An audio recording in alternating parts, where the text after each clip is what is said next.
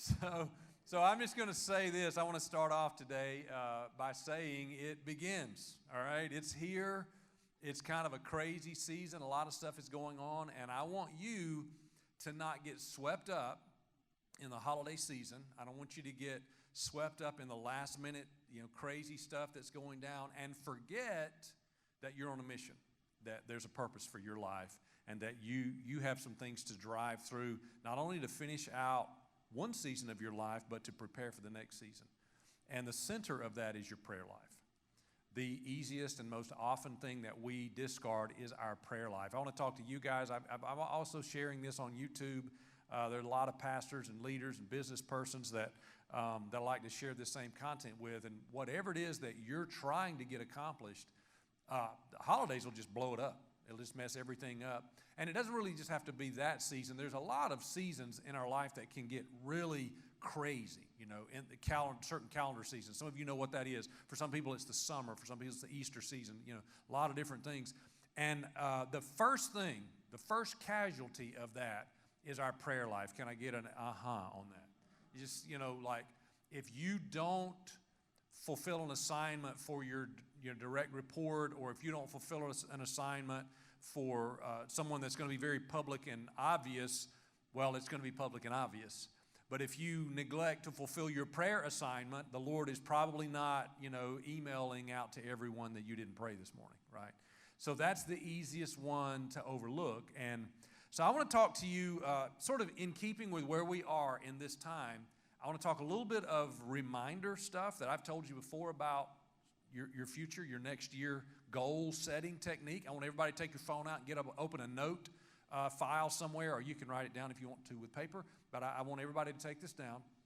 I'm going to give you about 5 action items, and I'm going to finish with prayer. What I really want to talk about is prayer. So I'm going to quickly give you some action items about your goal setting for the next year, and then I'm going to really settle in on a talk about prayer. Thomas Carlyle said a man without a goal is like a ship without a rudder. You're kind of going somewhere, but you don't know where you're going, all right? And that's how a lot of people live their life.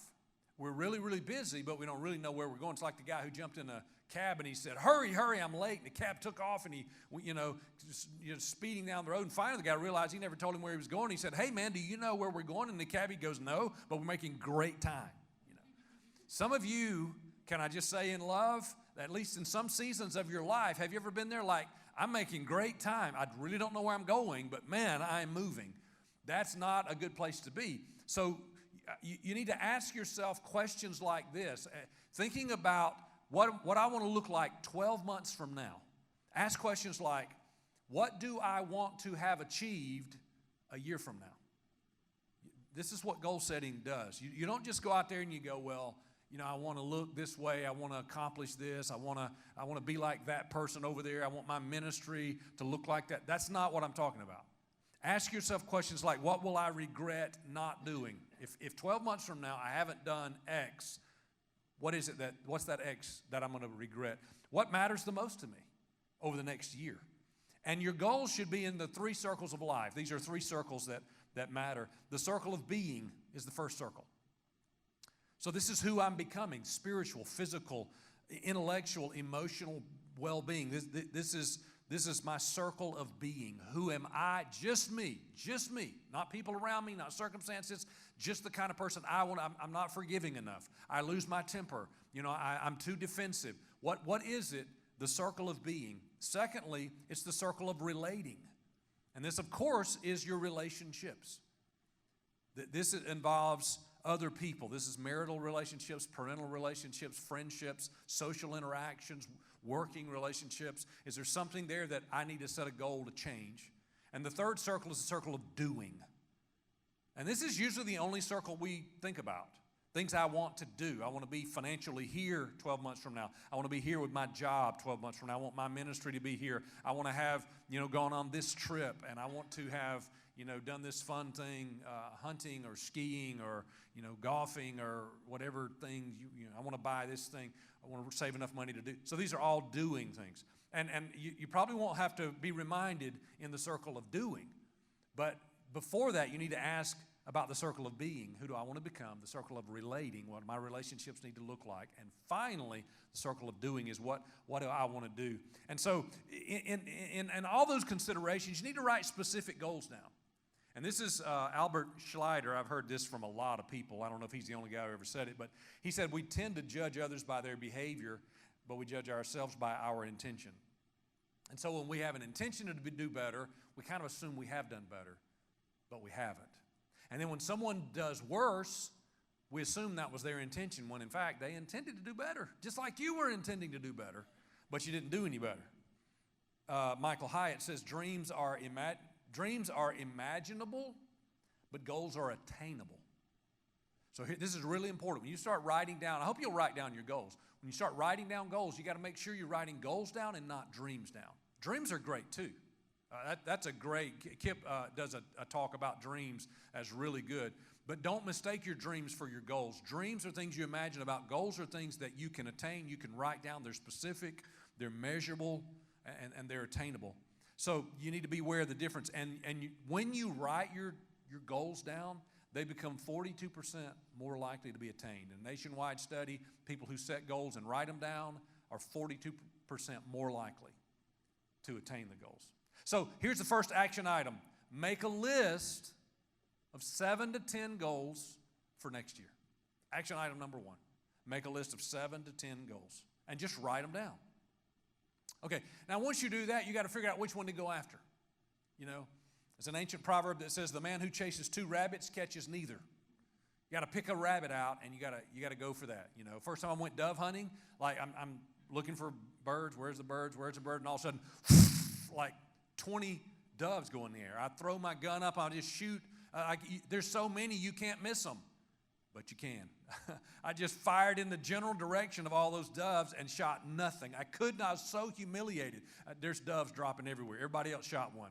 I was just so sure there's so many of them. I realized if you're going to shoot a dove, you have to pick one out. Okay, my apologies for all the non-killers in the room, okay? But if you're going to shoot a dove, you got to pick one, all right? And that's true about your goals. So don't start out your year with like, man, I got 10 goals. It's going to be amazing. It's never going to happen. The number one reason people don't attain their goals is overwhelm. I can tell you all about that. If you want to know about what it likes to be overwhelmed by your goals, come talk to me. Because I'm the guy who goes out, I set 20 goals, and I'm going to reach them all this week. Like I set my goals in December. I'm going to, first time I tried to do the one-year Bible, like I decided to do it in December, and I was like in March before January started. Had no idea what I had read. I was just like, because I'm a task list. I love task lists. That's not how you achieve goals. You're jumping on all of them at one time. So here's action item number 2. Choose 2 or 3 goals to focus on first. Action item number 1 is to write down a full list, maybe 7 or 10. Action item number 2 is pick what you're gonna aim for first. All right, if you want to have washboard abs in 2020, let's work on laying off soda and milkshakes in January, okay? Let's don't plan on having washboard abs, by the end of January. Set a goal of where you're going to start and slowly get there. I've been working on the washboard abs. That's been my long-term goal for 14 years.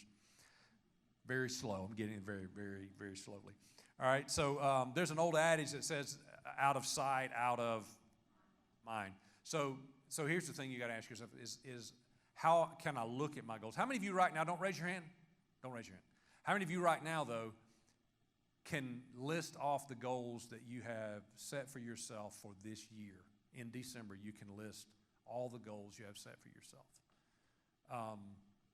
Some of you are going, I got this. I wish he'd let me raise my hand. And some of you are like, thank Jesus. He's not letting people raise their hand right now. All right, so you've got to put them in front of you.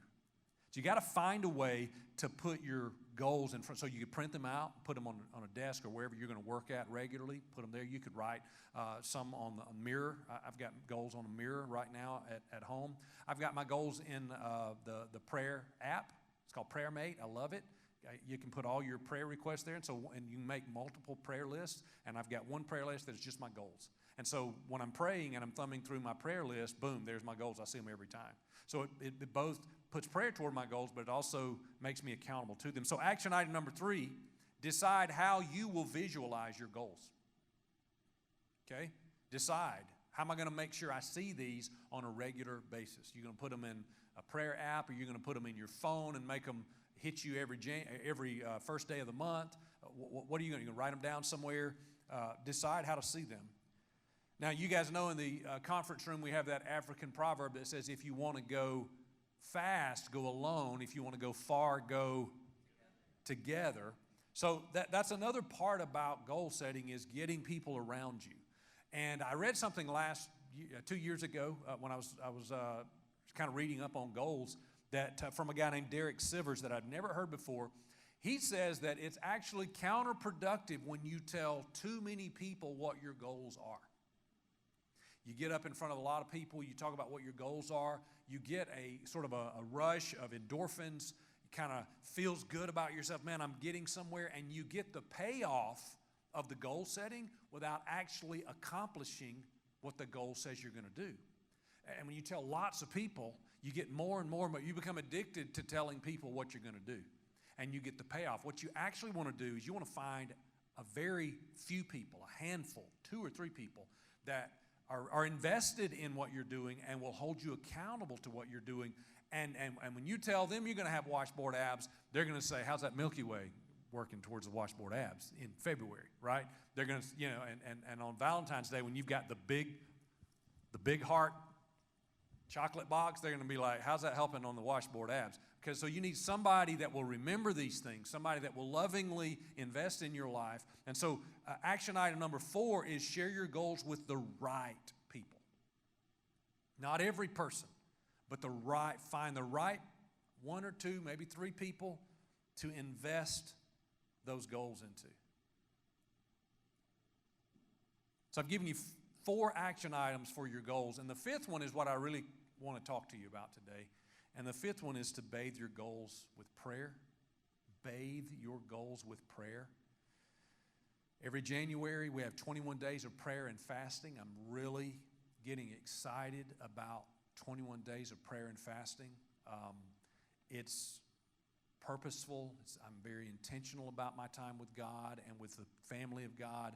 And I want you to look forward to it with anticipation.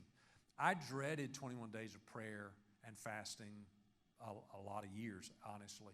But I finally hit my groove. I finally embraced it. I finally found a way to both serve the congregation and get close with God and get personal about it and forget everybody, while I was here. That has really made me love it and anticipate it, and really God's made that happen because I can remember landmark moments almost every year. Probably if I were to try to write them down or look back through my journals, every year there's a landmark, something God says and does in me. For instance, the Move journey that we're on right now really was birthed out of 21 days of prayer this year, at the beginning of the year, when God told me that he liked me better when I was stupider, and it took me 9 months to figure out what that meant, but, it really took us to where we are as a church right now. So I can't wait for him to tell me how stupid I've become in this last year and how much more he loves me, No, not that, but you guys know what I'm talking about there. So let me take you to a scripture, Matthew 6:6. Just really one verse. I'm going to read a lot more, but this is the verse I want to settle on today. It says, but Jesus was talking about this is, of course, in the middle of the Sermon on the Mount, Jesus' most famous teaching. His disciples had asked him, teach us how to pray. He gave them the Lord's Prayer.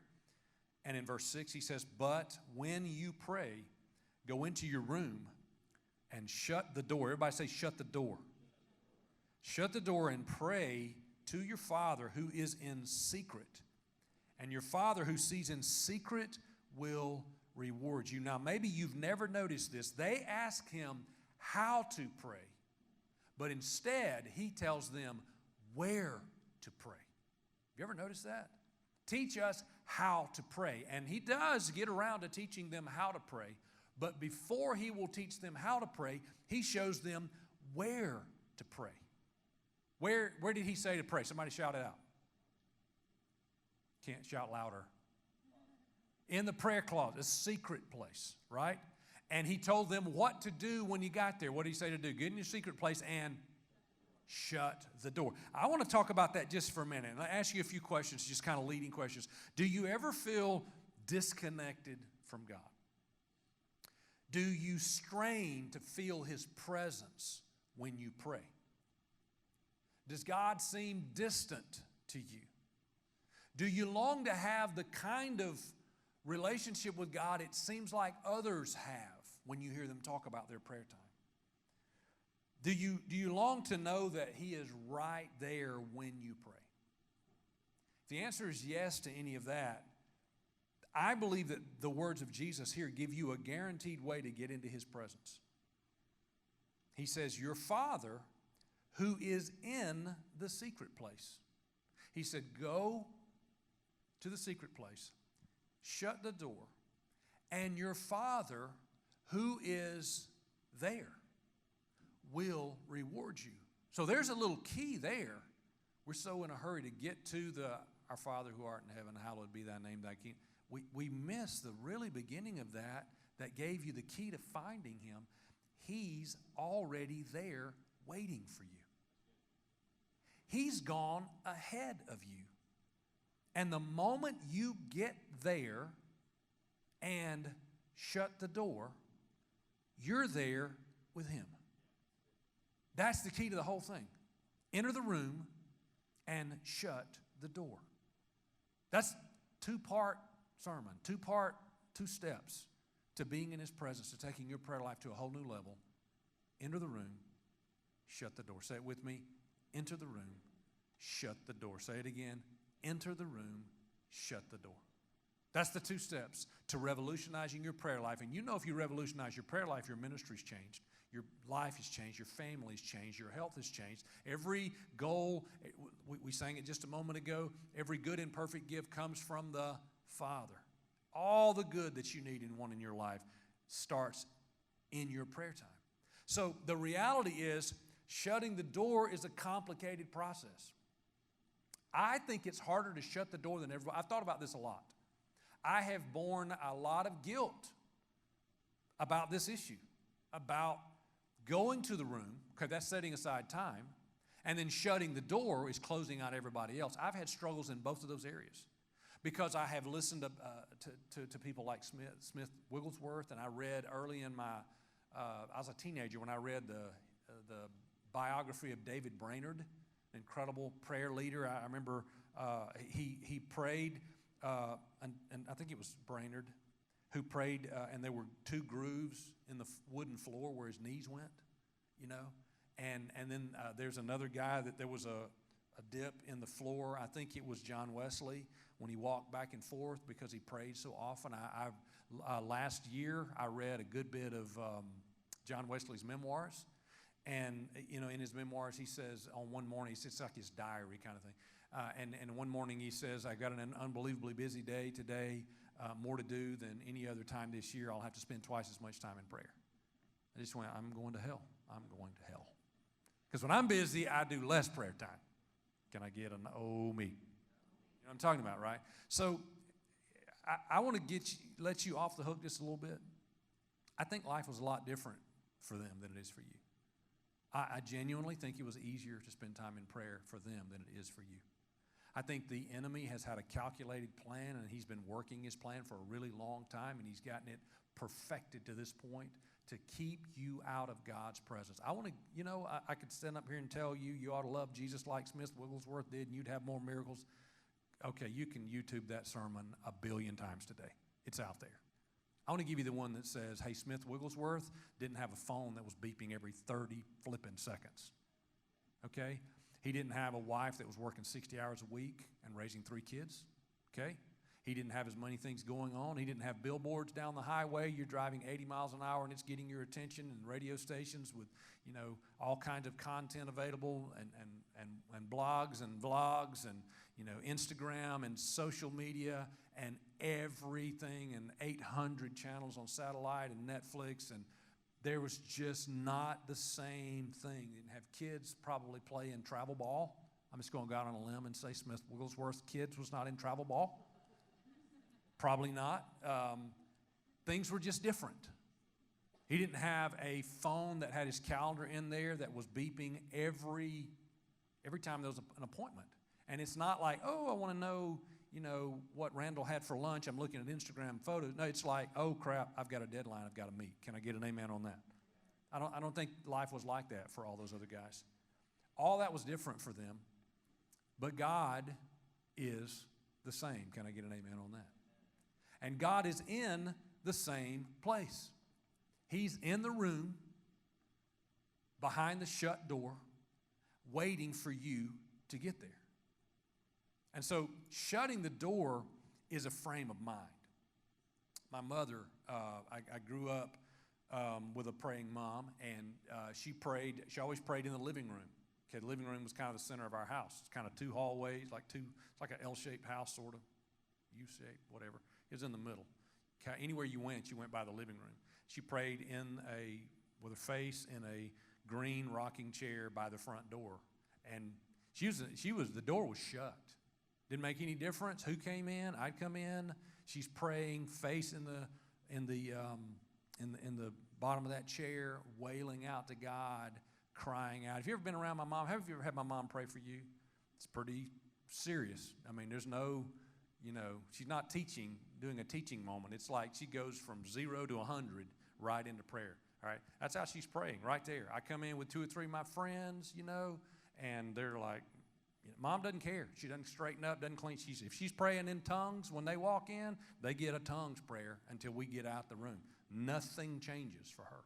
Nothing changed. When I'm coming through the room, she's wailing and weeping, and she's crying for me about Mother believed in hell. I'm going to tell you right now, she believes in hell. If I walk through the door and she's praying about hell, if I don't want to hear about hell, my options are leave. That's my options. She's not going to back down on praying about hell, Don't let Jerry go to a devil's hell. I can hear that in my ear right now. But she didn't know I was in the room. The door was shut. All right, some of us, man, you could use some of that good old-fashioned Pentecostal prayer life where you just shut the door and don't care what anybody else is doing. Don't care what time it is. Don't care what else is going on. I'm pretty sure that probably nobody in this room has ever gotten reprimanded by your direct oversight because you were late because of prayer. I want to get that one. I want to get that reprimand report. I want to see that, okay? I want to see that right. It never happened, okay? Whatever's going on, you can take a moment, shut everybody out, and you can shut the door in your own way. Tom Sturbins, when I shared some of this a long time ago, and I was talking to Tom Sturbins about this, and he told me about his experience at the largest church in the world in Seoul, South Korea. Average attendance is 250,000 people a week. And they have this place called Prayer Mountain, and for the last 35 years, on Friday night, there are 10,000 people on Prayer Mountain. They pray all night long. And they have these little grottos that you can go in and pray, and basically, it's in the side of a mountain. It's a cylinder kind of place carved out of the mountain. It's about 3 feet high and 7 feet deep. You can't stand up in there. Obviously, it's 3 feet high. You have to lay down, and when Tom was crawling into one of those, in his head, he just thought, man, this is like a grave. He said he heard the Holy Spirit say that's exactly what it is. Because when you come into the secret place, something has to die. Your schedule, your intentions, your goals, your dreams, your plans, all that stuff that keeps you out of there has to die. And the plan and purpose of God has to come back to life. So we got a lot of stuff to kill. Dying takes time, If you're going to kill a schedule, your plans, your ideas, your thoughts, your hopes, your dreams, your distractions, it's going to take some time. And so we have to set aside time. And I want to, very unlike me, I'm not going to give you a whole lot of how-tos on this. I'm just going to leave you with a go get it done, okay? And you and the Lord figure it out. But can I just inspire you with a few verses of reality of people of God who accomplished great things, and you can kind of see in their own words how they shut the door. About Jesus in Mark 1:35, Mark writes, very early in the morning while it was still dark, Jesus got up. He left the house. He went to a solitary place where he prayed. Probably not a lot of people to disturb you at dark 30, okay? It's early, nobody's moving around. That's what Jesus did. Mark 6:45, immediately Jesus made his disciples get into a boat and go on ahead of him to Bethsaida while he dismissed the crowd. He sends the disciples and the crowds away, and after leaving them, he went up on a mountainside to pray. Jesus in Luke 22:41 he withdrew about a stone's throw beyond them, and he knelt down and he prayed. I remind you of what Jesus said when he told us how to pray. But you, Matthew 6:6, when you pray, go into your room, and when you have shut your door, pray to your Father who is in the secret place. Did you get that? He's already there. He's already in the secret place. And your Father who sees in secret will reward you openly. It occurs to me that a lot of the things that I'm competing against to get into a secret place with God, God says, I'm going to reward you openly. The very rewards that he wants to give me is the rewards I'm trying to accomplish on my own, out in the open. Are you with me in that? He says, if you'll just get along with me, I'll reward you out in the open. I'll make all that stuff happen. You don't have time for me because you're trying to go out. And you know what? People like us are people in ministry are the hardest ones to get the prayer life right because,